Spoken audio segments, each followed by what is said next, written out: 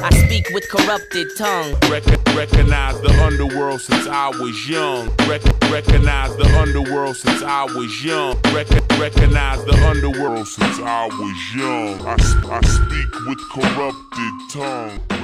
Recognize the underworld since Here we are. This is what it is.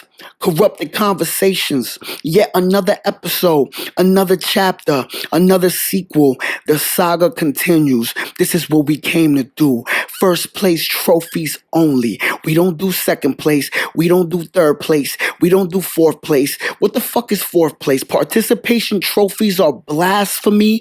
Don't ask for me. We came to win. This is what it is. I go by Henry Blanco. You feel me? Henry Blanco, aka Young Mariah Carey, because I'm wild, beautiful in the face, you feel me? AKA Young Oprah Winfrey, only when I file my taxes, you heard?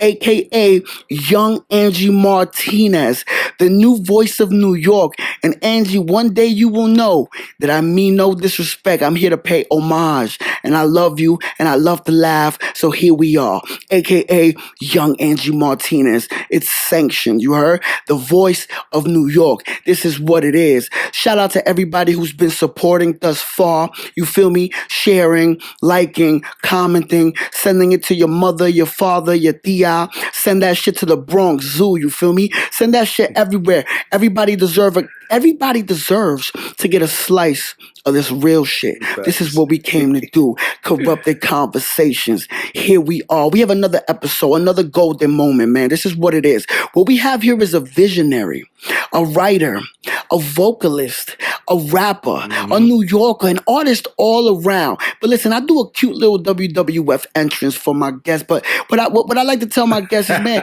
you know what I'm saying? Let's cater to the wires. Let's cater to the machinery. Doggy, do me a favor. Do the world a favor.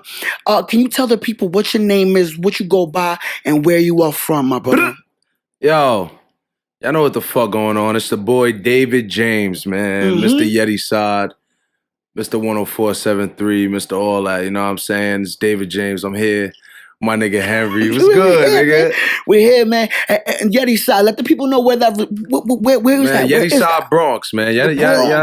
Y'all know where we at. Right across from that 6 train. Y'all know what's going on. 5 bus. All my niggas that took the 5 bus, they understand what I'm saying. Big you know Bronx energy, man. We got a lot of Bronx energy in the room, man. This is what we came to do. This is how I want to start the episode. I want to start, before we start getting into like the product and talking about everything that you got going on, I want to start it off real human. Let's do it. If you could capsule the feeling that you're feeling right now, from the moment that you woke up, opened your eyes this morning to right now, how can you capsule that feeling? From this morning? From this morning, the moment you opened your eyes to right now, for the viewers, for the listeners, how can you capsule that? Be honest, I was high this morning, bro. I mean, listen, bro, that's all right. That's all right. I was high as hell this morning. Nah, this morning I ain't gonna lie. I was excited. I knew I was gonna meet with you. Let's go. So I said to myself, yo, I gotta, let me wake up. Let me put my swag on. You know what I'm saying? Like, Absolutely. I smoked a few J's before I got here. Me and my nigga Cinematic. Gotta get right. And yeah, hell yeah, I'm happy to be here, nigga. There you go. There you go. I've been waiting for this for a minute. We've been supposed to talk. We here. This is what it is, man.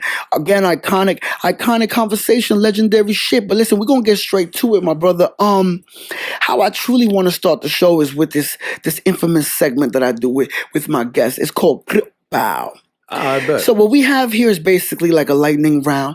I'm the you the bow. So what I have here is 10 words. I'm gonna throw each word at you individually. Okay. You are to tell me the first thing that comes to your mind. Try not to dissect it too much. Try not to dwell on it too much. Try not to think too much. Just in general, just give me the first thing that comes to your mind. Bet, say that. You know what I mean? Hence the bow. I'm the you the bow. Bet. So the bow gotta come like The bow right gotta after be- the. As it does. Say that. As it does. You That's feel a me? fact. This is what we came to do. Bow. Happiness.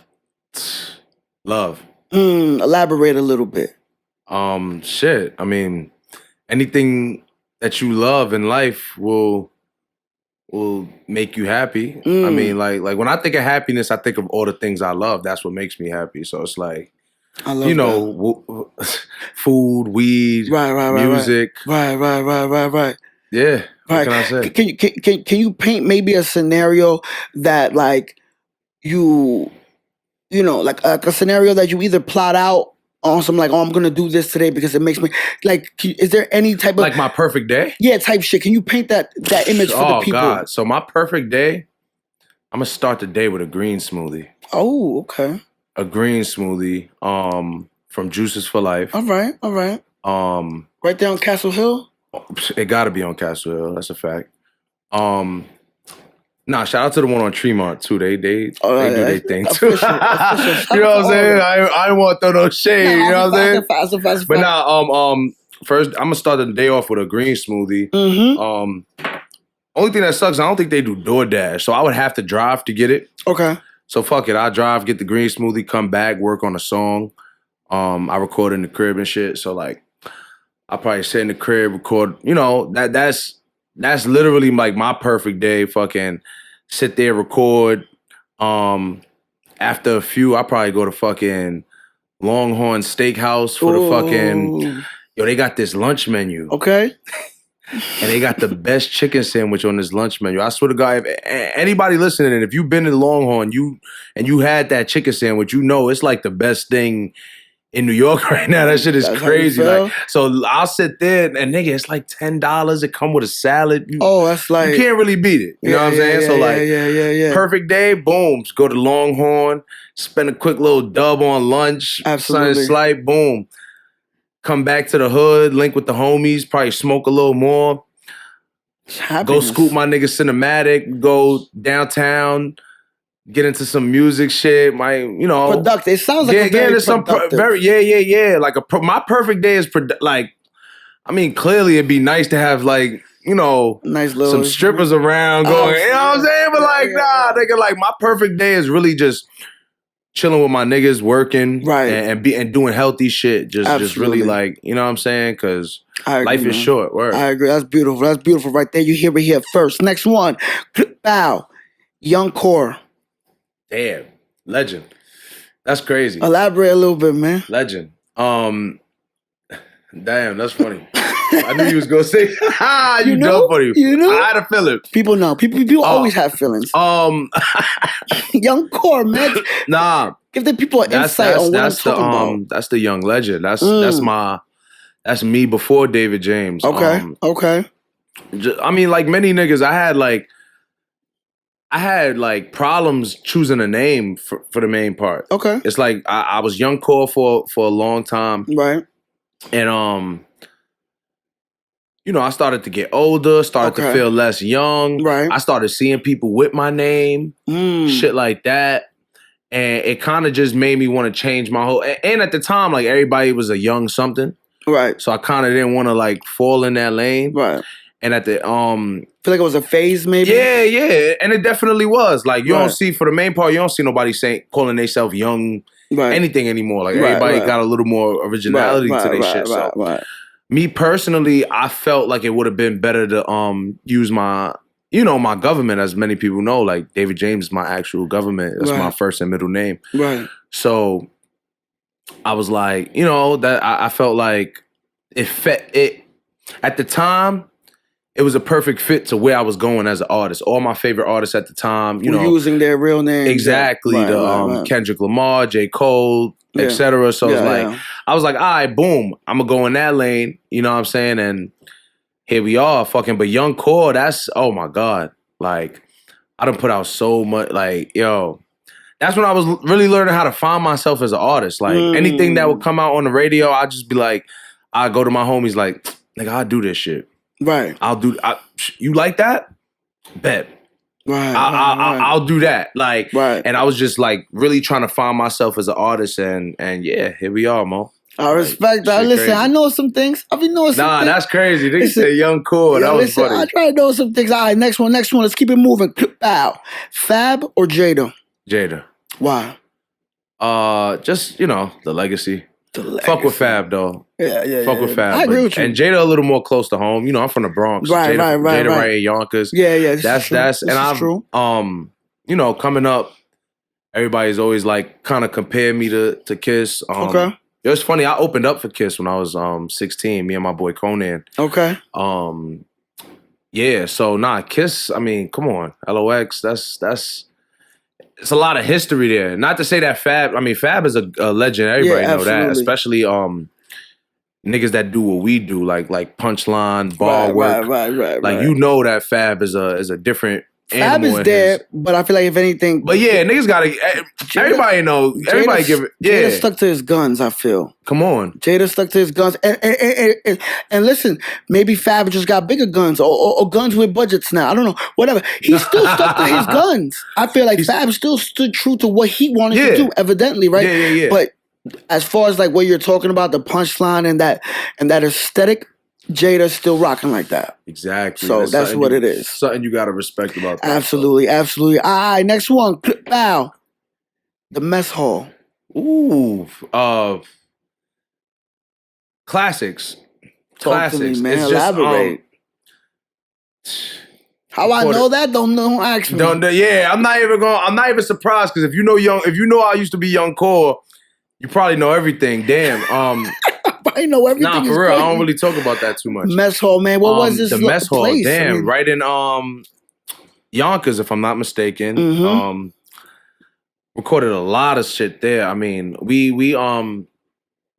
I've been in plenty studios. I've been in like recording studios since I was about 13 years old. So like, but the Mess Hall, and shit, we still record at the Mess. Don't get it twisted. Like we still was it like a center for artists type shit. Okay. Yeah. The Mess Hall was really just a hub for every kind of artist, mind you, at the time in the Bronx and YO and that area. Dope. I ain't gonna lie, I can't tell you how many like times I done been in the Mess Hall and you just bump into, you know what I'm saying? I don't really like name dropping too much, but like right.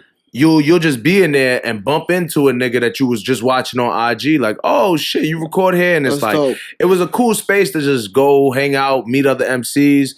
My nigga Theory, he was the first one that brought me to it, and we recorded a lot of heat at the Mess. Shout out to the Mess Hall. Right now they moved from YO to 125th, but they still rocking. And shout out to my nigga Quiet. He used to be he was always our engineer. I love that. Cool, humble nigga. That's my nigga. But yeah, I love the Mess Hall. Amazing. Listen, I know some things, man. That's we hit crazy. to win. We hit to win, man. I don't waste people's time. We're going to the next one. Bow. In-studio recording versus live performances. In-studio performing. In studio, recording in the studio versus live. You go with recording. What would you rather do? What would I rather do? Like what fuels you more? In studio recording or live performances? That's a hard one. I'm gonna say live performances. All right, why is that? Because that's where you get to find out if those words that you're writing down on paper if they actually work. Because anybody could sit there at home and like everybody's nice at the crib, right? I tell niggas that all the time. It's always good to be nice at the crib. It's different to be nice in front of people who don't know you and have no reason to be on your dick. Right. You know what I'm saying?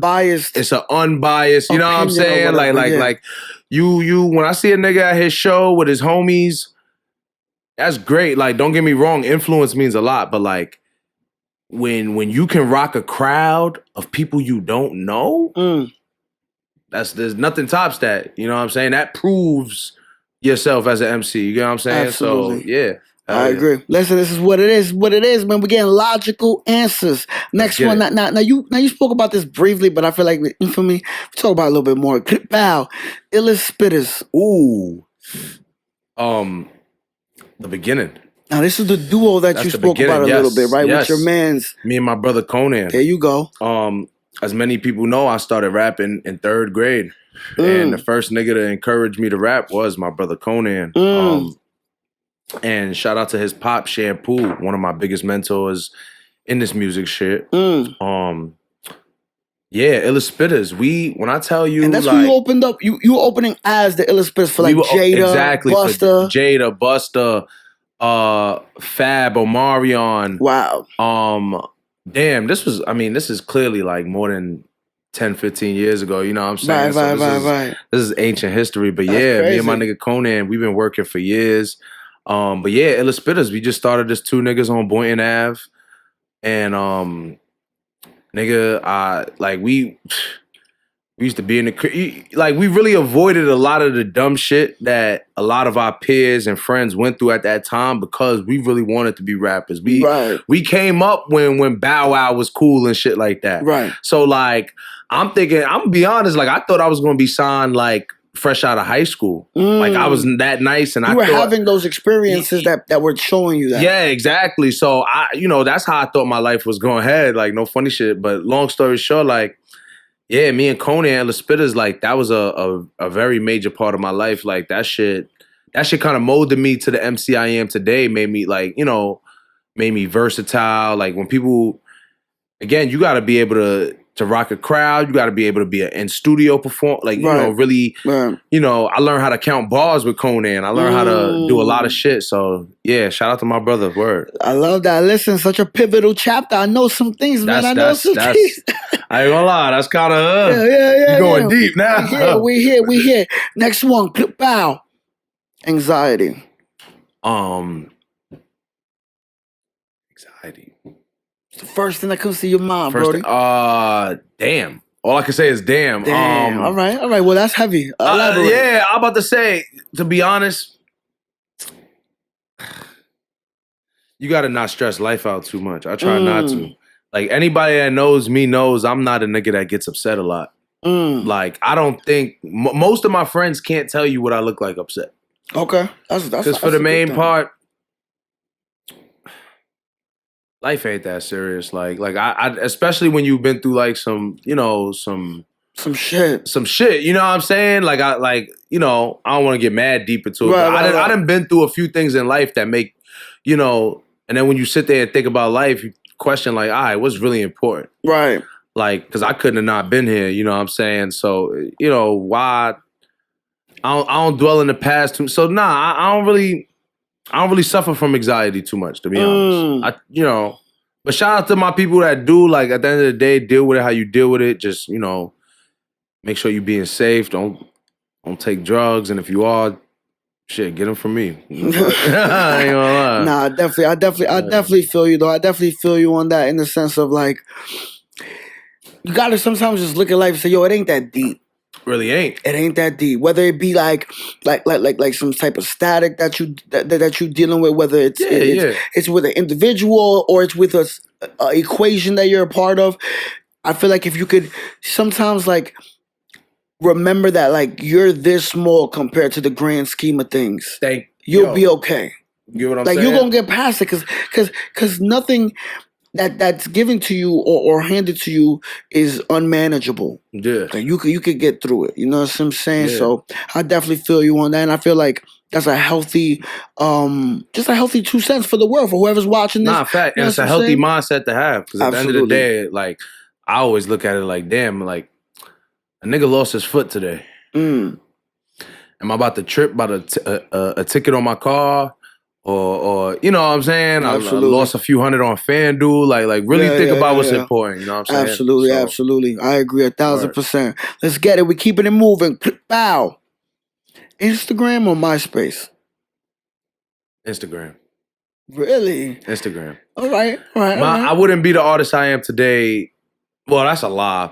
I wouldn't be in front of as many faces as I am today. If it wasn't for Instagram? Like the MySpace era made me who I am. That was a special era though. Like the MySpace era was different because and shout out to whoever was making music. Whoever's making music today and you were making music during the MySpace era. Special era. Tip your hat off. Go have a beer today.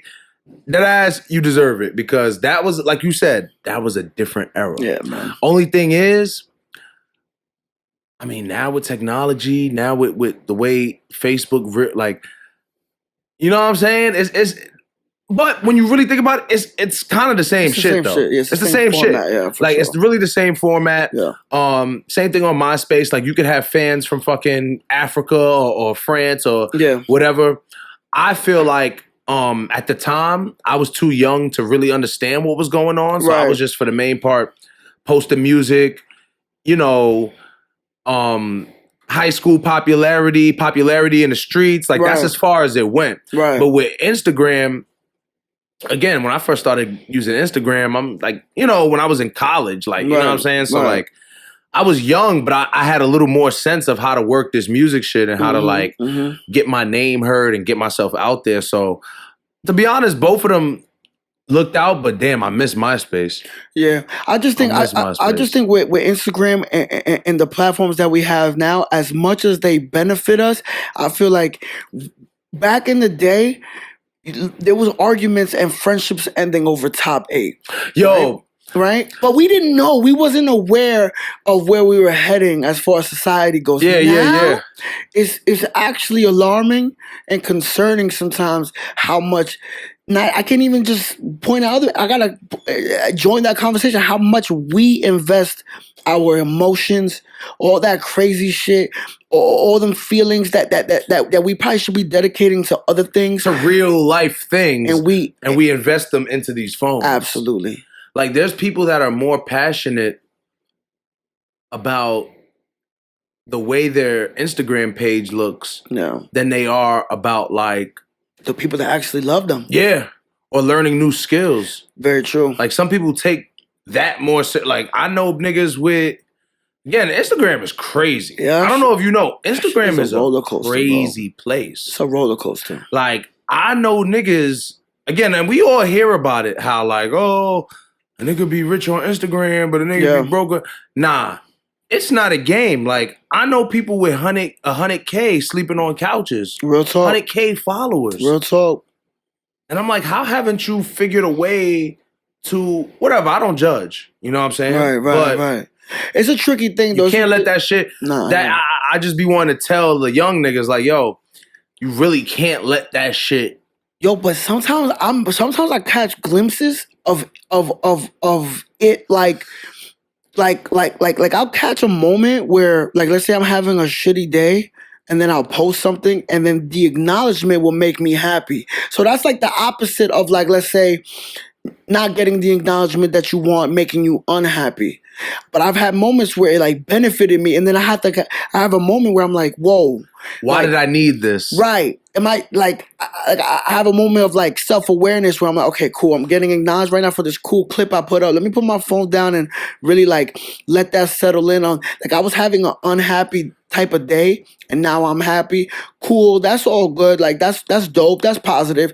But if it's that extreme for that, then I gotta make sure that I'm also self-aware when it's the opposite. Yes. Make sure I don't lose control when it's the opposite. When you don't get enough likes. Right. And you don't start thinking like, oh shit, maybe my shit not, you know what I'm saying? And that's just not a good way to approach life. That shit is it gets addictive. Yeah. You know what I'm saying? Like, that's why I be telling my niggas, like, yo, I for the main part when it comes to the music shit, like, you can't let nothing get to your head. People tell me all the time, yo, Core, you the nicest in the hood. You da-da-da-da. I let that shit go in one ear out because you can't let that shit make you big-headed. Right. Because then when you stop hearing it, you start getting, you know what I'm saying? Right, and I'm whoever I say I am. Right. If I feel like I'm the illest nigga, then I'm the illest nigga. If I don't feel like I'm the illest nigga, then I'm not the illest nigga. And it don't matter if you tell me I am. Right. I'm not as good as I know I could be. Right. So I don't get caught up in the compliments, and I don't get caught up in the lack of. It's just, you know what I'm saying? You got to be real. It's a tricky game. It is. It's a tricky game. And it's real, and I feel like we all go through it. It's not exclusive to anybody. You know what I'm saying? I feel like we all go through it. And then, you know, it's just a real conversation I wanted to have in regards to that. But love these kind of conversations. You know what I mean? But listen, we're going to keep it pushing. We're going to keep pushing. Last one. Let's get it. Bow. Yeti Side Records. Come on, The vision. That's the vision. That's the vision. Elaborate a little bit. That's I ain't gonna lie. When I see Yeti Side Records, I see damn, we could be as big as TDE. You know what I'm saying? Okay. Like, as far as the star quality, the experience. Like, every nigga rapping around me been rapping for 15 years. Like, and we all been them niggas. Like, we not just like pups in our area. Like, niggas know us. Niggas, you know what I'm saying? Niggas respect us. So it's like, so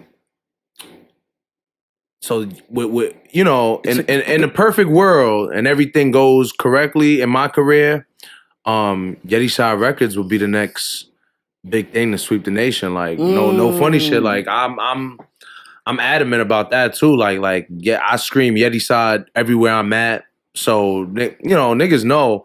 At the end of the day, like it's not too many teams we have in New York that's really like, you know what I'm saying? Like really dedicated to this rap, like bars and shit like that. Shout out to Izzy Miyagi. Shout out to Theory. My brother's right there. Yeah. So it's a collective that you're a part, not only a part of, but like you feel me, you pushing to maximum. Exactly. And Yeti Side is where you're from. Yeah, Yeti Side is my So it's it gets deep. It gets deep because Yeti Side is my area. Shout out to everybody. Lafayette, 10473, LIP shit. 825 Boynton. Oh shit, you getting facts. That's the, you know what I'm saying? That's the motherland. But like I'm saying, fucking all that shit is really important to me. So I always scream Yeti Side wherever I'm at, because that's what started all this. You know what I'm saying? That's where all this started. But Yeti Side Records, that's something completely different. Right. That's my baby. You know what I'm saying? That's my. I feel like, correct me if I'm wrong, maybe it's like you taking the energy that wherever you're from, that energy that gives you, and you're capsuling it, or you're putting it in a marketable manner. Exactly. You feel me? Exactly. Because I always felt like somebody needed to. Okay. You know what I'm saying? Right. Like there's no real matter of fact, shout out to the crew. But if you from the early 90s era, you know about the legendary crew from Lafayette, Bronx. That's old hip hop history for niggas. For the main part, there's no real like legendary names from my area. Okay. You know, in Soundview, you got like Lord Tariq and Peter Guns, but as far as like my area, nobody's has really like, you know, broke the mold. So now it's time to like, you know what I'm saying? Trying to stamp it. Yeah, like this my shit. And I know like, especially with the shit we coming with, like, you know what I'm saying? Like I love it. Listen, you hear it here first. This is what it is, man. We have individuals. Facts. We have individuals that are building a foundation. You feel me? And we here to put it all on display. So that was Kripal. That was that little segment. I like that shit. You feel me? I appreciate that, man. I like that. That's a nice little way to in a quickly but very, very substantial way, just dissect the individual in front of me. But we here to do that way more. So look, now it's time to use the machinery. I have this segment that I like to call Explain This Picture.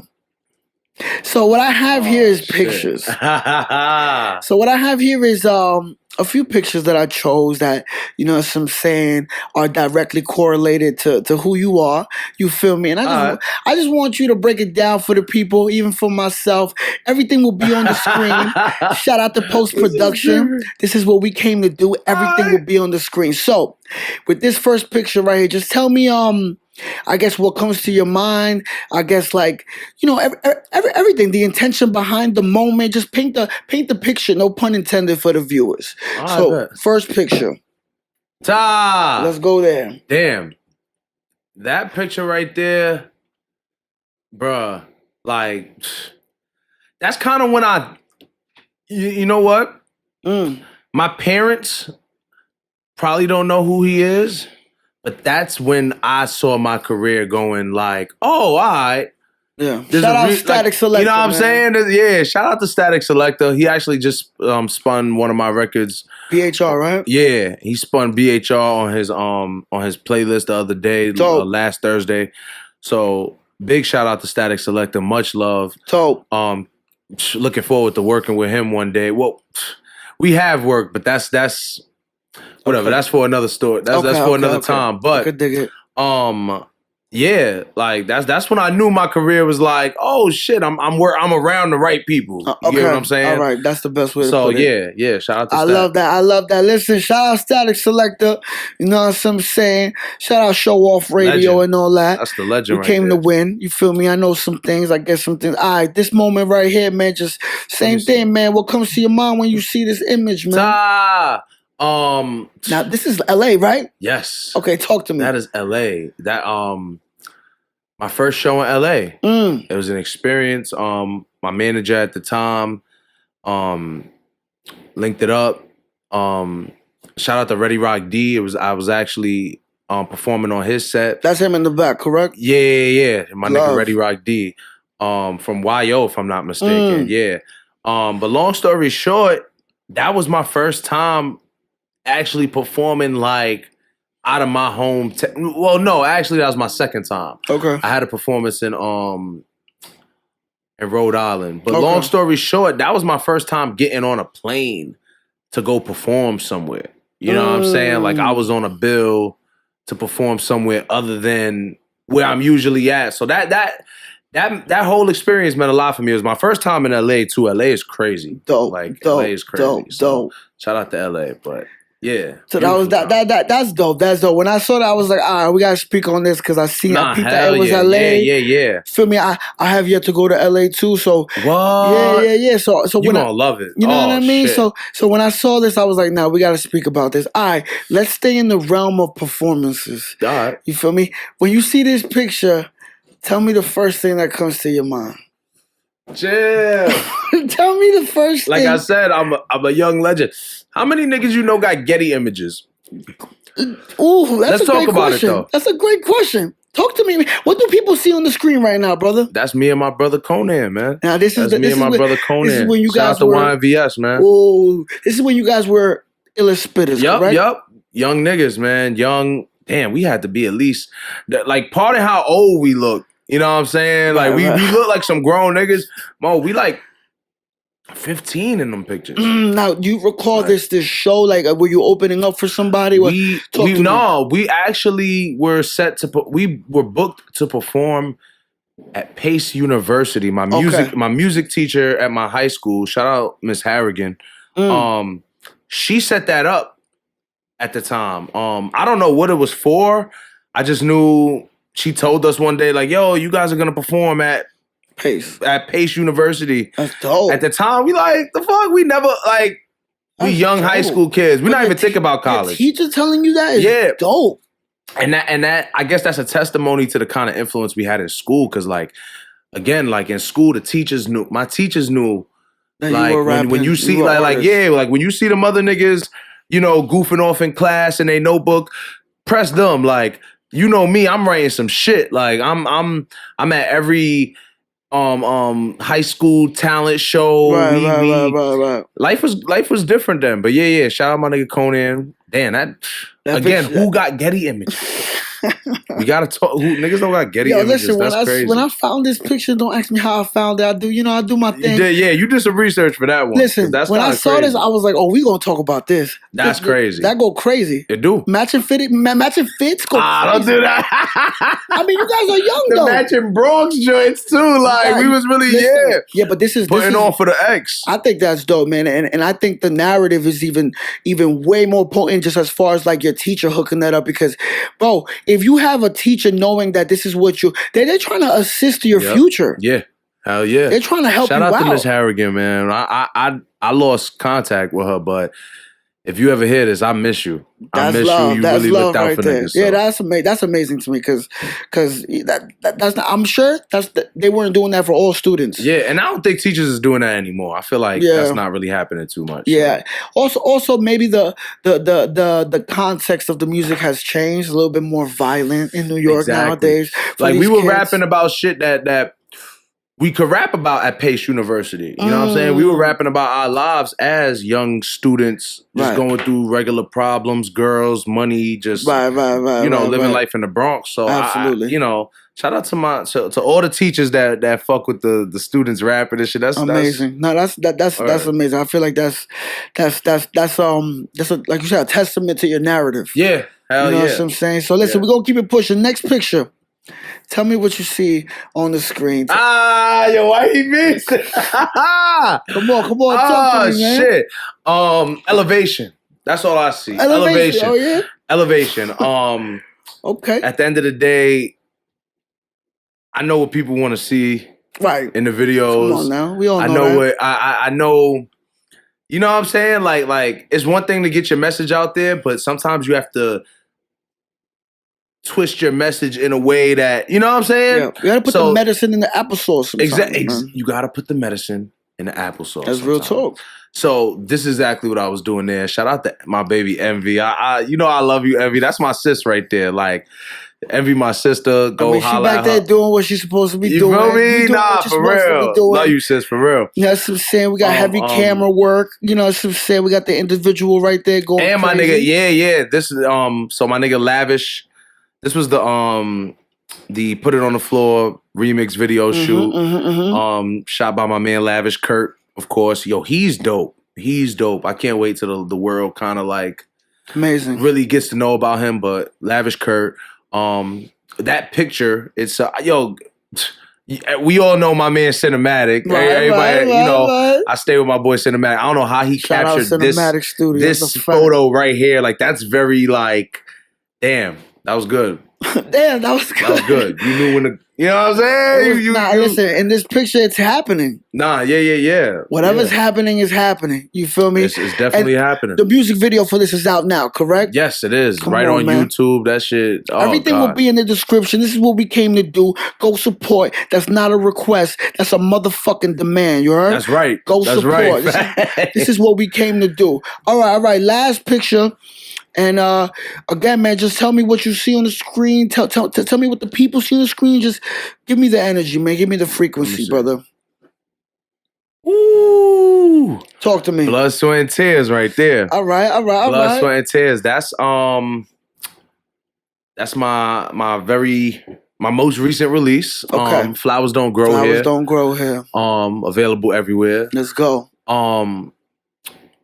A lot of like I said, a lot of blood, sweat, and tears into this album. Like this album, I really got personal. Like I talked about a lot of shit that, you know, that I probably won't talk about on my next album. I touched a lot of topics that I'm like, you know, but I really wanted to just every album I try to just get more personable. Right. You know what I'm saying? I feel like that's the cheat code into really getting like a core fan base. You know what I'm saying? Like the more vulnerable you are, there you go. You know what I'm saying? Like it does more than you know. Yeah. Like people connect to you. People connect to you. Exactly. And once people can connect to you, it's deeper than them spending money with you. You have influence now. Right. Absolutely. You know what I'm saying? Like you can make people think something just because you've shaped their lives through music and whatever. This album right here, we again like spent a lot of time working on it. I mean, it's a 13-track project with 2 features. Yes, 13-track project. Is your boy Izzy and Theory, correct? Izzy Miyagi, Theory. They're on 2 of the tracks. The rest of it is just me, Dolo, snapping on shit. I got a few, you know, most of it is like that raw, rugged hip hop. Right. I got a few, you know, joints that ladies could bop out to. But for the main part, I'm really spitting. Talk to me about the influence. The inspiration for the cover. Speak on the cover a little bit. Like Flowers Don't Grow Here really stems from just like, I'm sure like every New Yorker could kind of relate to this, but New York is one of those places that like, it's hard to make it here. It's funny. People be coming here to like. That's the funny part, it's right? like it's considered the music hub, right? Right. But it's also the place where the microphone is. The microscope is on so many people, right? That it's hard for you to get your. You know what I'm saying? It's hard for you to really shine in New York. So it's like. Flowers Don't Grow Here is just something I always say, like just in terms of a New York artist, like it's really hard for us to blossom here, and some of us never do. It's a lot of nice niggas, some of the nicest niggas that you'll probably never hear of, just because of how saturated the market is right now. Like it don't take much to put out music. We all know that. You know what I'm saying? A MacBook don't cost that much, and this is true. DistroKid charging what like few bucks. What is it? Man, So I'm about to say like $25 a year to put out music and shit like that. So like at the end of the day, anybody can make music, right? But for somebody to like shine through this shit, it's very hard. It's not easy. Yeah, you know what I'm saying? It's not easy. And this is kind of an album, addressing that. Okay. Addressing that. But at the same time, like we still strive for greatness. You know what I'm saying? I will be that flower that, you know what I'm saying, that grows here. Absolutely. But yeah, beautiful album. Next one about to come out soon. So listen, this is what it is. I mean, the content, the product is coming out, the demand is there. I want to talk about you recorded everything yourself. Yeah. Talk to me about that, because like you mentioned it a little bit where the mic, a MacBook is easy to purchase. Yeah, you feel me? Which to an extent, it can make it a little. You said oversaturated the city. Everybody the doors have opened, the floodgates have opened. Yes, but I want to know. I guess like what is it about recording yourself for you that it's something that you steer to? I'm sure you've been to multiple studios where there's an engineer, whatever. What is it about the process with this project that recording yourself felt like, this is the route I want to take? Well, I've been recording myself since my last project on Black Hoodie Raps. Okay. So I've just kind of got comfortable recording myself. Mm-hmm.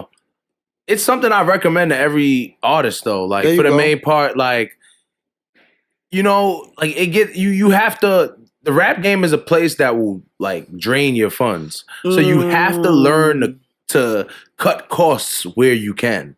So again, like in order to be great at anything, you got to be putting in your 10,000 hours. Real talk. How do you put in your 10,000 hours if you're paying for all of them? Okay.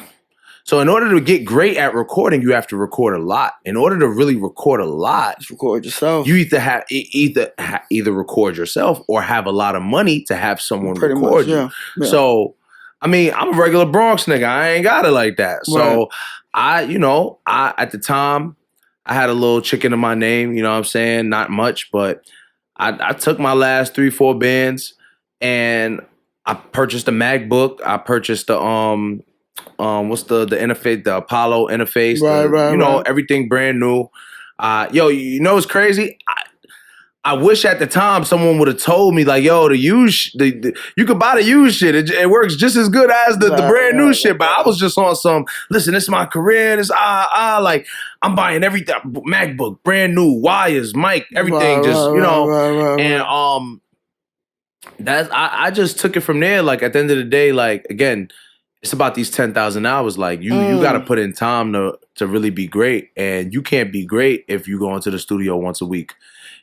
You can't call yourself a music. Like at that time, you just, in my opinion, you just toying around. Right. You know what I'm saying? Maybe other people will look at you like, oh, nah, but real musicians know, like if you're not putting in time, and don't get me wrong, we all got spaces of time where we take breaks. Right. You know what I'm saying? Niggas is men. Niggas got, we got real lives and shit. Yeah. But like, for the main part, there shouldn't be too many breaks within a year. Right. Like, you need to be... It's healthy to wake up to that shit. Nah, yeah. Oh, nah. It's the best thing ever. Like, if you got an idea at 3, 4 a.m. Exactly. You knock it out right there. Exactly. Yeah, it's beautiful. It's therapeutic.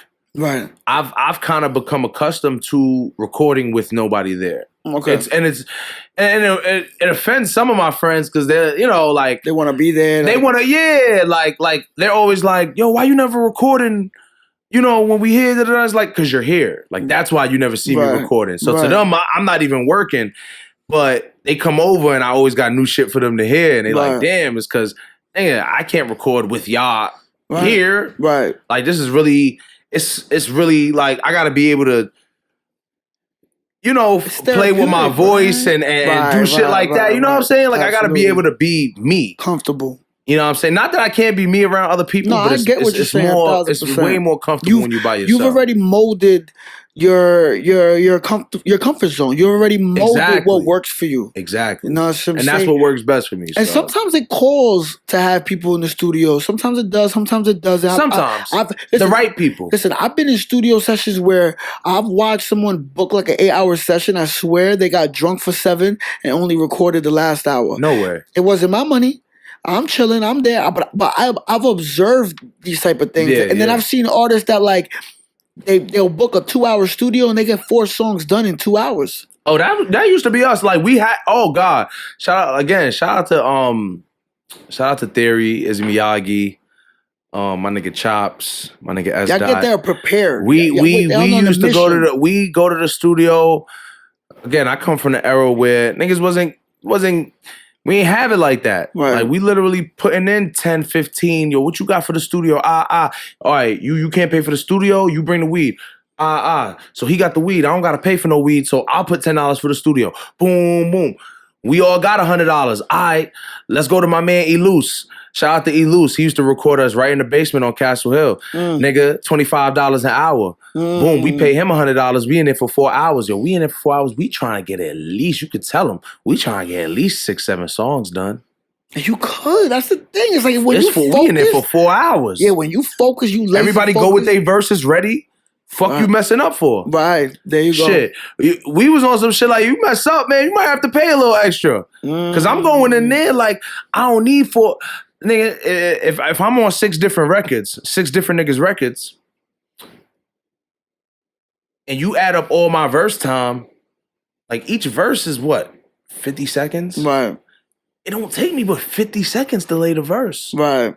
One shot, one kill. I come from the one take era. You and people who see me rapping in person, they know that about me. Like if you see me on different platforms and shit like that, like ask the people that shot that shit, like on the Radar, Chinatown Sound, shit like that. Like I'm a one take nigga. Like I'm 2 at most. Right. You know what I'm saying? But like, you know, cause we all mess up, but like be quick with that shit, be efficient. This is what you do. It shouldn't be much, you know, you shouldn't need too much practice. Come do what you do. Come be who you are. Factual. And that's where I come from. Like 4 hours, $100 to get you 4 hours. And that's love right there. Yeah. No, but that's what it is. You pull up prepared, man. You stay ready so you ain't gotta get ready. You know what I'm saying? Amen. That's what it is. Now, Amen. Again, flowers don't grow here. Out now, you feel me? Out now. I want to talk about the 2 features. You spoke about it briefly. These are individuals that are part of Yeti Side Records, yes, correct? They are. Yeti Side now, talk to me about the the energy where, as far as you heard the beat and you wanted these individuals for Whole City. Oh wow, Whole City. You want to know the truth? A lot of this shit come up real organically. Like we really just be in the crib, smoking, chilling. Yo, I got some shit. Yo, you snapped on that. Yo, let me get on that. Yo, damn, both y'all niggas snapped on that little. Yo, extend the beat. Let me get on it. Like it wasn't anything like crazy thought of. Right. It was just it's just 3 niggas. We super competitive. That's dope. So anytime I hear Theory snap on shit, I'm like, extend that beat. I bet I'll black on that more than you. And Izzy's the same way. You know what I'm saying? Like all 3 of us. We really like we love to be the best nigga on the track, and that's what that was for that and 3 Kings. Like I was about to say for 3 Kings, same shit. Yeah, right? yeah, 3 Kings, same shit. Scenario. Like we really like to just compete, and we like to come. You know, we from Lafayette, so like we like to come outside, come to the deli, and hear niggas talk about that shit. Who snapped more, and you know what I'm saying? Like you know, I'm cool if the industry accept me, but I still gotta come to the deli, so. You know, that's what it really be about for me. Yeah, like, yeah. I love that. Listen, man, that's raw shit right there. Logical answers only.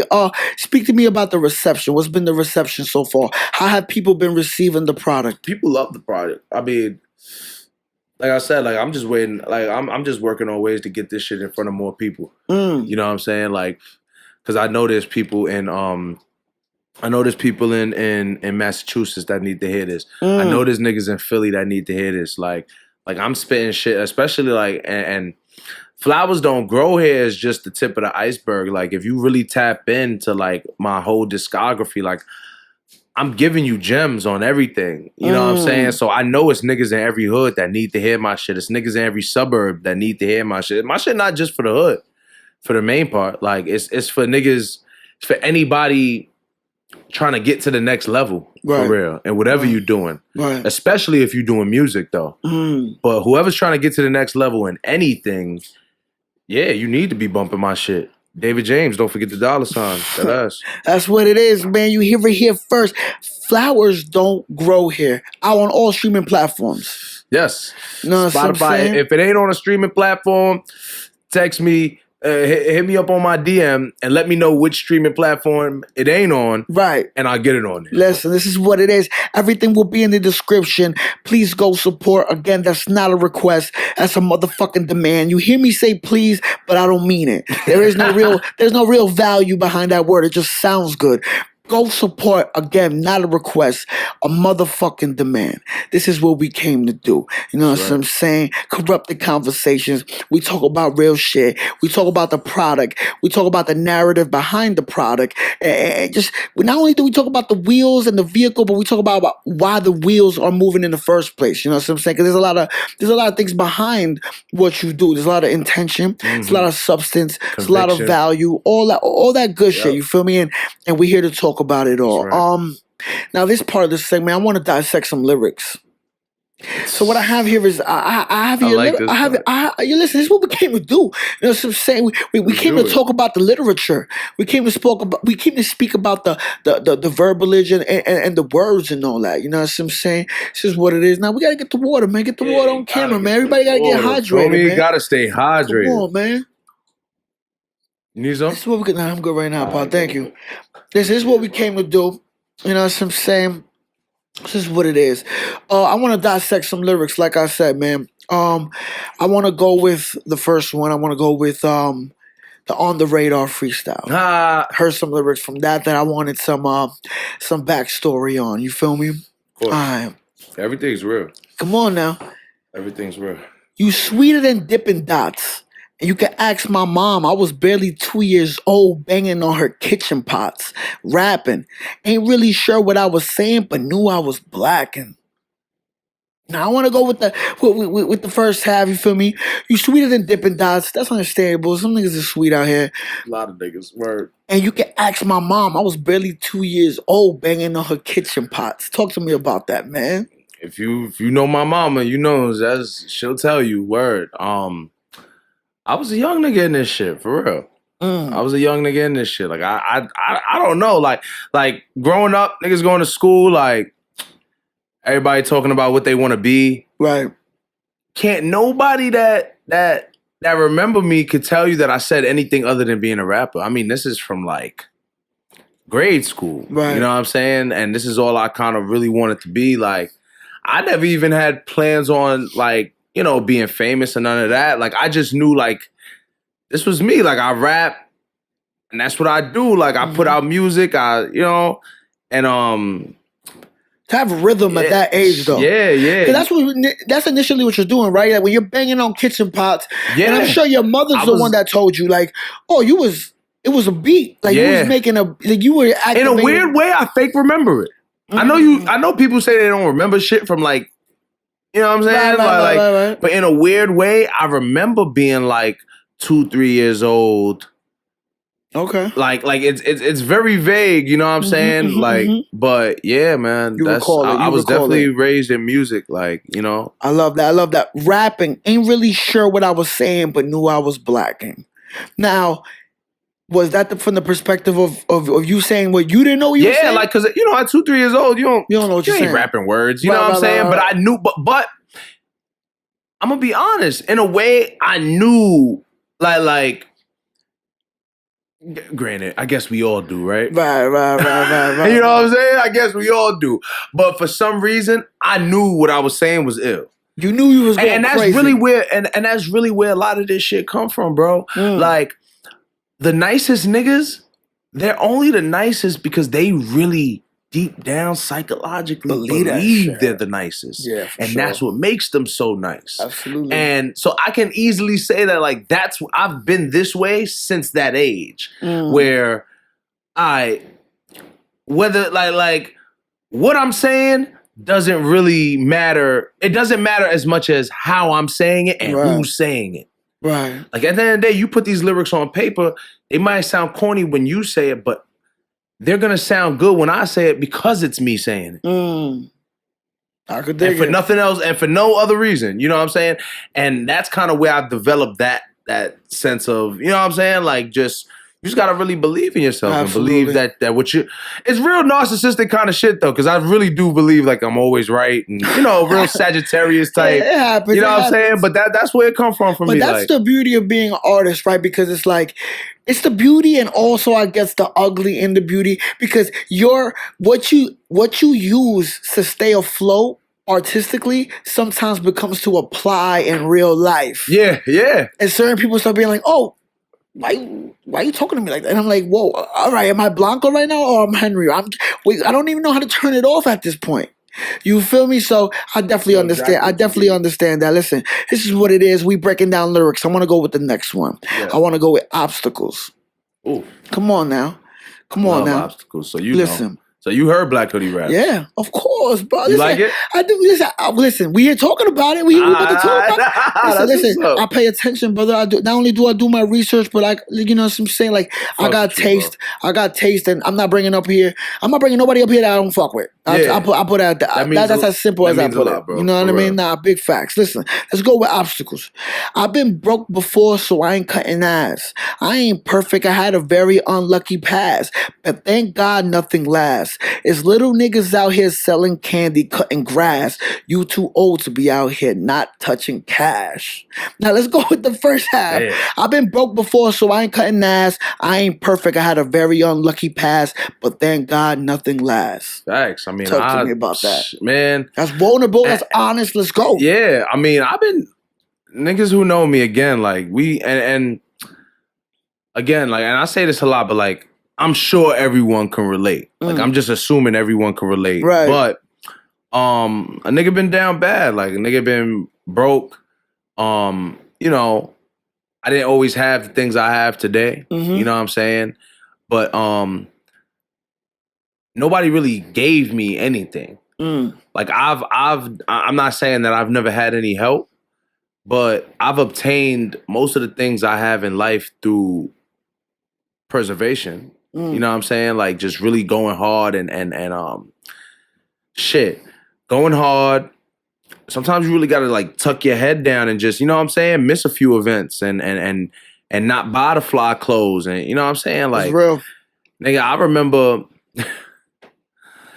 I remember getting my first pair of Trues when niggas was already on the like nudies and shit like that. That's real right when there, I tell though. you I wore my Trues with motherfucking pride, I ain't give a fuck. Right. Cause at the end of the day, I bought my shit off my money. Mommy and daddy ain't buy that. You know what I'm saying? They wasn't gonna buy that. Right. $250 for a pair of jeans? That go crazy. When they selling them for $40? That didn't make sense to them. Right. But I knew I needed it. Right. You know what I'm saying? Right. I needed certain things. So like, and you got it for Dolo. That's what you're saying. yeah. And I had, so that's just how it is when you growing up in those certain circumstances. So that's what it is. Wait, tell me, what was the we're about to go over the second half right now. Hold up. It's little niggas out here selling candy, cutting grass. You too old to be out here not touching cash. Now, everybody in New York know what that's selling candy, cutting grass. You see it all the time, and it's refreshing to see when you see young dudes doing that, man. Yeah, I don't know what happened to the young niggas. It's been a while, right? Yeah, and that's why a lot of this crime and shit is happening in New York, because these young niggas is they young and poor, right? But they got egos. They don't want to flip burgers. They don't want to, you know what I'm saying? Because it's not the cool thing to do no more. They don't want to. It's not the lifestyle that's being marketed to them. They don't want to, like, when I was young, niggas was waking up early on snow days. When it's snow, you just looking outside like there's money outside. Yeah, like, you gonna get money. Shit. Absolutely. Old niggas want to get their shit shoveled. You know what I'm saying? Real talk. Like, nigga, you get paid. They might give you a hot chocolate. Yo, bro, I've been there. It's mad shit to do. Like, again, when you young, nigga, jobs want you to work. Like, at the end of the day, you ain't got no real responsibilities yet. Right. You could work these doubles. You could do shit, but look, at the end of the day, young niggas don't want to do that. Like, and you know, and then them young niggas grow old and still don't want to work. And it's like, as a grown, like it's different when you young. Right. You get older and it's like, all right, bro, like, nobody gonna feed you. Got such an alarm, buddy. You can't be outside like, yo, can I borrow $5 for a sandwich? Bro, Get the fuck You know what I'm out saying? of my We grown. face, like, bro. like you gotta, you know what I'm saying? I'm not saying niggas don't be down, but like, yo, It it's happens. okay to be down on your luck, but be down on your luck because you took a risk from something. I can respect the nigga that had to move back home with mommy because, you know, he made a few wrong Bitcoin investments and some shit like that. Right. I could respect There it. was some effort. You know? You was trying to there was, flip yeah, something. you was trying to rise. I get that. Because that's me. Right. But you can't, you know, you can't just be Too old stuck to be out down here, bad, man. not trying to do Touch nothing to cash, improve man. your situation. Like, you got to be out here, you know what I'm saying? Especially my young niggas. Like, Man. that's what keeps a lot of niggas out of trouble. Like, get some paper, take a vacation. You know what I'm saying? That's a fact. Listen, man. When I was working for summer camps. I was Come doing on. all crazy. Not crazy, but These young niggas don't want money. Nah, And I hate talking like that because I'm, you know, I ain't old. we just older. We just a little older. Yeah, we just older. That's You know what I'm it. Yeah, saying? that's it. So I don't know what it be, No, but but that's so true. What you brought up with the kids selling candy on the train. I haven't seen that in a while. I think what Me happened, neither. bro. They started categorizing all of them, like the dancers that be on the train, like when they still trying to like monitor it, but like the homeless people that sleep on the train. Yeah. I feel like they just fucking like bunched everybody up on some like the people that were moving to New York were just like addressing the things that kind of annoy them. But I guess of being on the train, yeah. Like whoever's on the train is because you're like a bum or whatever the case may be. And it's like, bro, these kids are just trying to get money. Yeah, Stay out of facts. trouble. Nah, you want to know what it also is? It's social media. It's Right. technology. It's the Kids know they pride, can ego. make a faster dollar elsewhere. Scamming. You know what I'm saying? So All that crazy shit. It's like you're not gonna see a lot of these young niggas doing these, for lack of better words, these disgraceful jobs or the jobs that aren't cool on social media. That's really what it is. You know what I'm saying? No. And It's it's sad because there's a lot of money out there to be made. Yeah. If you put your pride to the side, Right. you know what I'm saying, and realize that the world is bigger than you. Absolutely. You know what I'm saying? Like and you shout gotta out have to a plan, man. a lot of rappers have a job. All day. A lot of rappers have a job. Like not everybody got a machine behind them. You know what I'm saying? That's yeah, real not everybody got just residual income from streams coming in. A lot of rappers do things on a weekly basis to make that money come in on the end of at the end of the month, and there's nothing wrong with it. You know what I'm saying? We gotta embrace that shit. Nah, listen, man, you need to fund your dream job some way. Yeah. Like, you know what I mean? The lifestyle that you want to live, the dream that you want to bring to life, it's got to be funded some way. And some people are in situations that it's being funded for them in whatever way, shape, form, or fashion. And shout out to y'all, you know what I'm saying? You got to have a plan, man. Like, I feel like most young niggas don't want to do that because they don't see what it could do for them for the next 5 years. They're just like, oh, in the moment I don't look cool. In the moment I can't be on the block. I can't be on Instagram live while I'm working. And it's like, dog, if you step away from not only perception, but like the societal structure that's being offered to us, you could plot something out. You could be like, yo, if I work this for like 6, nobody's saying that you got to stay at these jobs. Yeah. Get your money, save your money, and have a plan. You know what I'm saying? Have a plan. That's just what it is. Niggas don't be planning nothing out, and I blame it, but sometimes you gotta blame it on the parents too. Oh yeah, of course. It's all from the household for sure. It starts in the household, and that's what it's about. And to be honest, like I can't say, and that's why I don't blame some of these young niggas because they didn't have the guidance. I didn't have, like, at the end of the day, my parents ain't mapped no shit out for me either. You know what I'm saying? Like, you know, traditional immigrant parents. Like my pops is from New York, but my mom from Antigua. So you can already guess my childhood. You know, you get good grades, gotta go to college. You know, they wasn't really trying to hear like, oh, you trying to come around. Yeah, like don't get me wrong, they always supported it, but at the same time, it's not realistic to them. It's not realistic. It's not tangible. It's not something that they've seen firsthand work. Exactly. In their radius. I can't blame them for being the way they are because if I'd never seen a nigga jump 11 feet in the air, I'm gonna tell you it can't be done also. Right. And then when my kid come home and tell me, nah, niggas is jumping as high as airplanes. I'm like, shut up. Right. There's no way a nigga is jumping in the sky. And all they do, You know what I'm saying? and they just care about you. That's all it is. Yeah, yeah. But they fear what they don't understand. Exactly. And that's normal. Exactly. And that's normal. Because caring for somebody can produce fear. Because you might be concerned for them, you know what I'm saying? And that's just a domino effect of just understanding. Because at the end of the day, I feel like that's really the foundation of any type of connection is understanding. Yeah. If they understand what you're doing, then they might not fear for you as much. They still fear for you because they're your parents or whatever. They're your guardian angel. But the fear pretty much comes from them not really connecting with what you're doing or understanding. And you know what? That's just what it is. And you know what it is. Listen, people got to learn that on their own way, or you know whatever. You know, it's not easy out here. It's not. Yeah. But things can get done. Exactly. And as long as people know that, you know, what I mean, nothing is impossible. Listen, this is what we came to do. Last song, I want to break down some lyrics from "Flowers Don't Grow Here," the title track for the project that's out now. Okay, you know what I'm saying? All right. Soon as moms went to work, my whole crib full of crooks. The streets I have a good kid thinking about a jukes. Couldn't focus on my books. I was in my dorm room bagging weed, writing hooks, just trying to get a fucking look. Now hold on, let's break down the first half. Yeah. Soon as moms went to work, my whole crib full of crooks. Streets I have a good kid thinking about a jukes. I like that, man. That's real shit. Yeah. Talk to me about that, shit, man. Like, shout out to all my niggas that like It was down and out with. Yeah. That ass. All my brothers, you know. Eddie Side, SFNF shit. You know what I'm saying?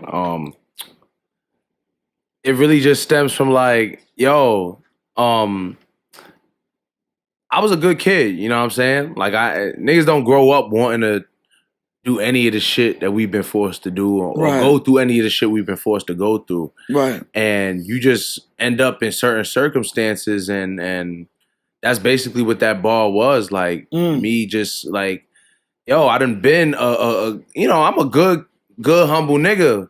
And I done, you know, wanted to do some things. Do some things, you know what I'm saying? Right.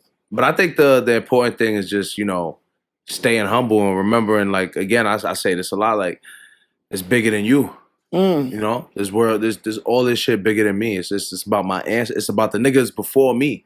My ancestors and shit like that. Right. So like certain decisions I can't be out here making. You know what I'm saying? It's feel me? I could dig it absolutely. Yeah. Couldn't focus on my books. I was in my dorm room bagging weed, writing hooks, just trying to get a fucking look. Yeah, man. I was in college goofing, selling weed, fucking yeah, fucking just you know, we dealing with girls. You know, my roommate sitting there sniffing coke out of $20 bills, and that's tough. You know what I'm saying? Like life crazy at the time. I really couldn't focus on the books. You know what I'm saying? I'm in college, nigga. Shout out to my parents. You know, they was helping me with what they could have, but at the end of the day, I was in college with not too much money. And at the time, that was just all my ego playing into me. Like, damn, man, why? Niggas is at the clubs. Niggas, you know what I'm saying? Niggas is doing shit in college. Like we away at college. I went upstate to Mohawk Valley. Okay. Mohawk Valley Community College in Utica. Oh, wow. Yeah, so we right next to like Herkimer, UC, Morrisville, all types of shit. So it's a whole bunch of shit going on. You feel me? Like so. That dorm room lifestyle is crazy, right? Yeah, hell yeah. I've never got to experience it, but I went to pay to party. Yeah, I went to a few. Dorms is stupid, bro. It's nothing. And I only stayed for what, a year and some change before it was like, you gotta get up out of here. I got kicked out. You know what I'm saying? Like, but long story short, bro, think about all the wild shit niggas did in high school, but all the shit you couldn't tell your parents about, right? All the shit you couldn't do in front of your parents, right? And now they're just letting college dorms are just a bunch of high school kids living together with That's no real guidance. shit. Yeah, like no restrictions. No restrictions. No. None. None whatsoever. Yeah. Because every restriction there is, you can get around it. And there's already a system there planned to get around it. Like, niggas can't bring alcohol, so we put it in this. Boom, boom, boom, boom. Right. Niggas ain't supposed to smoke on campus, so we do it at this time. And it's already in place. Like even your even your RA will tell you these things. Like your RA is your like basically like the little boss of your dorms or whatever. Okay. So. But your RA will put you on game like, listen, you smoke weed? All right, cool. Do this, because you're really not supposed to be smoking on dorms. I mean, I smoke on dorms, but like, you know what I'm saying? Like, but you're not supposed to be, so boom, boom, boom, boom, boom. Once those conversations happen? Yeah. College was crazy. College was crazy. Like, college was crazy, bro. Like, I just remember, again, like, I met a lot of my close niggas that I'm close with today. I met them in college. Like, my nigga Taylor, my nigga Bigger, a lot of niggas. So, like, but that's fire though. If I was growing pains, maybe like a learning capsule for you. Yeah, you feel me? Yeah, that shit crazy. It was fun. It was, and it was turned. Like, you know, yeah. It was turned. It was very turned. But we young, but at the same time, it wasn't as turned as life be now though. Right. Okay. Like, cause we was young. That's right. It was turned. So it was just turned because like. Now we don't gotta worry about like coming in the house smelling like weed. Right. We're throwing, college parties, bitches passing out drunk, niggas shooting in the air, cops coming. Different. It was mad but regular kid shit though. Right. Like it wasn't nothing like there's no parents. There's just no parents. It's just no parents. It's shit that happens now, but you were young and just finally getting the taste of it. Right. And it was like, oh shit, like, but this is just how life is. But now this is how life is. You go to parties and bitches pass out because she's drunk. That's real talk. Like, it's not a big deal, but when you're seeing it in college, you're at a house party. It's a culture shock. Yeah, exactly. So that's all. College was crazy though. It was good time. Especially upstate. When you leave. And I'm sure there's a lot of people upstate that are from like just New York, like regular, like the boroughs. So like, we was all from treacherous, treacherous young motherfuckers. Upstate. I go to college. My first week there, I end up meeting a girl from Soundview Projects, which is like literally like 5 minutes from my hood. I'm like, never, mind you, I've known about her. Right. But I never knowing about her is crazy. Because of social media. All crazy. Yeah, but I never met her in my life. So I see her, I'm like, oh shit, like, nah. When you go to upstate school, shit, that's where the town at. That's where the town is at. Bro, like you and so for all my young niggas that's worried about like going to school and like, not having any friends to kick it with, no. You gonna go to school and meet a bunch of niggas just like you because they right from around the corner. Yeah. Absolutely. You might meet a nigga in Brooklyn that you connect with. Like, again, like I'm from the Bronx. Mm. So at the time, I don't got no friends in Brooklyn. I don't got no friends in Queens. I don't got no friends in, you know what I'm saying? For the main part. Right. So I'm going to school and I'm kicking it with niggas from Brooklyn. Yeah. I'm kicking it with niggas from Harlem. I'm kicking it with niggas from fucking Buffalo. Syracuse, all types of, you know what I'm saying? Right. And I'm really realizing like, oh, it makes New York smaller. Cause I'm like, oh, like we from so far apart, but we still know the same shit. Like we all know Fab is not, oh, my fault. No, we all know Fab is nice. Right. We all know we want some grabba in our spliff. We all know, I don't smoke grabba no more. But at the time, like, again, like we all was the same niggas in a sense, and then we all come to college, and then you add girls and liquor to the mix. It was it's over. Yeah. It was crazy. Yeah, with nobody watching you too. That's the crazy. Like you got your own niggas. It's niggas that don't got their own crib now, but in college you got your own crib. That's like you 22 with essentially your own crib. Yeah.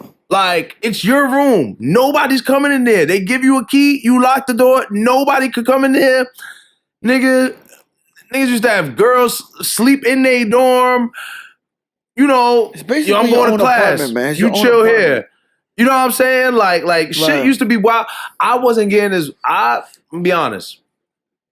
I was doing a lot of recon in college. Okay. I was doing again, along the side of, selling weed and shit like that.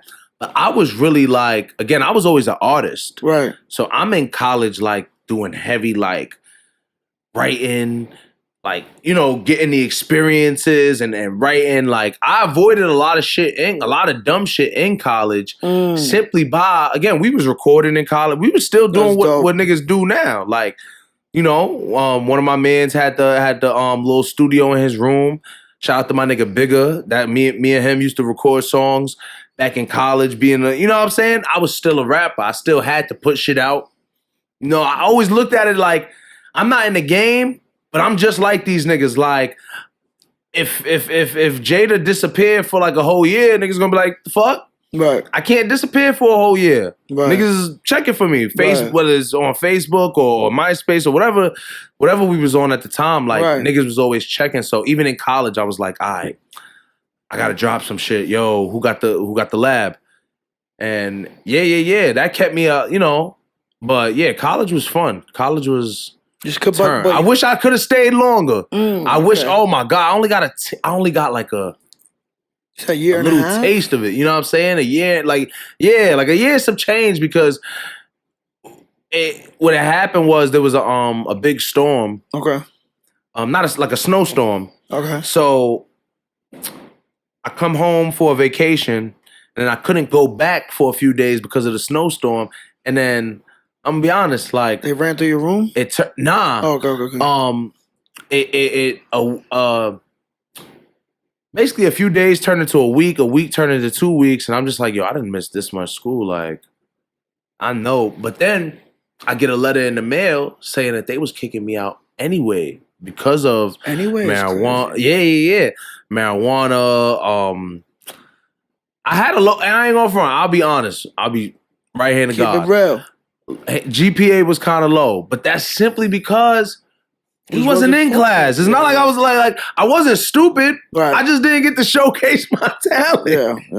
You know what I'm saying? We wasn't there. It just wasn't where your attention was. We wasn't there. Yeah. You know what I'm saying? I'm sure if I would have showed up to those classes, a nigga would have excelled, but I was too busy doing other shit. So you know what I'm saying? I couldn't get it, but I wish I could get a redo. That's, but fuck it, I'm gonna have kids and they gonna go to school and I'm gonna hear all their good stories and, you know what I'm saying? You got to experience it though. You got to experience it. Yeah, I know. However long you it gets did, crazy it's upstate. still an experience. Shout out to Utica. Listen, shout out to all the individuals right now that's in the dorm room and they have their roommate sniffing coke with a $20 bill. That's wild. My roommate was ill. He didn't even tell me that's what he do either. He just go in the room. This is one of my niggas is desensitized. This is one of my first close encounters with that type of shit. No, not with that type of shit, but with a nigga who does it recreationally. Right. Nigga, I'm from the hood. I done seen fiends my whole life. Right. But everyone I know that fuck with white is a fiend. Right. I go to college and I'm like, oh, wait, you could do that and just be regular? Nigga, boom, come back, we playing 2K. I'm like, but I'm trying not to make it hot. I ain't never seen this shit before, but in my head, I'm just like, it's weirding you out a little bit. Oh, yeah. You do this? In my head, I'm like, you do this? If you do this, then they all do this. The fuck you still but doing you walking around. But this nigga got 3 jobs. Okay. Oh no, but he's fucking a bad bitch on campus, white boy, crazy white boy, fucking a bad bitch on campus, 3 jobs, all that shit, and he sniffed lines. And I'm thinking in my head, damn, the only people I know that even do that kind of shit are the fiends, nigga. I'm from the hood. Right. So that kind of it really changed my whole view on drugs, period. I was just like, oh, that's when I learned that everything is good in moderation. Right. I'm sure the fiends on the street, I'm sure they was just like this nigga at a point. Right. But they started doing it a little more. Yeah. And then, you know what I'm saying? And one thing leads to another, and then boom, boom, boom. But he got 3 jobs. He got a bad bit. Although he's indulging in these type of things. Yeah, but I was like, oh shit, that nigga busy. I never knew that regular niggas 3 jobs is crazy. Yeah. He had a that nigga different. Nigga had a job off campus. That's where he was getting it. He had a job. He had 2 jobs off. He had a he did security off campus. Had a side job with the security shit, but then he got a motherfucking work study job. This dude's different. Yeah, had a work study job. I'm like, all this, and you sniff coke, like. I mean, what do you think kept him up? Yeah, and that's what I'm thinking. Like, yo, maybe that's. And he was never in the room. I'm like 19 at the time. I'm recording music and shit. I'm happy. I don't know where the nigga at. Like, he living his life though. He I don't know where the nigga word. I feel like that nigga had never see this shit. I don't know what that nigga up to now. Like, shout out to him. I forgot his name and all that. I was about to say, shout out the boy. That's damn, crazy. I'll never remember. But shout out to bro. That's crazy. But that's cool nigga. That's how you know life is crazy. Though you'll have a chapter with an individual and then you won't even see them ever again. But they played a part. But I'm gonna remember him for life. Right, they played a part. I'm gonna remember him for life. And your mental. He don't even know. Yeah, he'll see this one day. Yeah, that's a fact. He'll see this. I hope he sees this one. He gonna be doing a line. Like I'm about to say, I hope he don't goof off. Yeah, he gonna be there like, all right, yo, that was a good time. Yo, I hope so. That was a cool. Listen, man, cool white boy. Shout out to all the cool white boys worldwide. You know what I'm saying? Stay in your lane. Nigga stupid. Yeah, this is what it is, man. Those were some lyrics that we broke down. And that was from Flowers Don't Grow Here, which is out now. Again, everything will be in the description. Go support. That's not a request. That's a motherfucking demand. Always suplex your grandmother. This is what we came to do, man. You know what I'm saying? The music is out there. The content is out there. My brother, I appreciate you for pulling up to the studio, man. You more, having nigga. this conversation, being vulnerable. You know what I'm saying? Helping me, help you tell your story. But before we end the episode, because we wrapping up, before we end the episode, I want to end it with this segment right here, because I feel like this right here is the epitome of what corrupted is to me. You feel me? If you had one word to describe the next 5 years of your life, what would it be? And the reason I use 5 years is because 5 years to me is close enough to call it, but far enough to activate imagination. So if you had one word to describe the next 5 years of David James' life, what would it be? Dedication. Why is that? Cause I'm doing some shit that a lot of niggas give up. You know what I'm saying? Like you gonna interview a lot of different people up here. Like I know you're going to interview photographers. Yes. You might interview athletes. Yes. Rappers, bro, this shit, I'm gonna be honest. I started rapping with 20 motherfuckers, like everybody in school rapped. Right. You know what I'm saying? Right. None of them niggas rap today. You know what I'm saying? Because it's easily it's you putting your feelings and thoughts and pain on paper, and when you don't get acknowledged the way you think you should be acknowledged for that, right, it hurts a lot of people. Right. And the people that keep going is basically the people that, because it hurts all of us, to be honest. Right. It hurts when you put in work on some shit and it don't get the views it's supposed to, or don't get the kind of do the kind of numbers you think it should do. Right. But you keep going anyway because you know there's there's something bigger at stake. You know what I'm saying? So again, like these next 5 years is just gonna be like dedication, like proving that I want this more than most people. You know what I'm saying? At the end of the day, I still got a life to live. I still got, things that I gotta do. But absolutely, I'm a musician. You know what I'm saying? Before anything, I'm a musician. This is something that ticks when I wake up. You know what I'm saying? Oh, I feel like all musicians relate.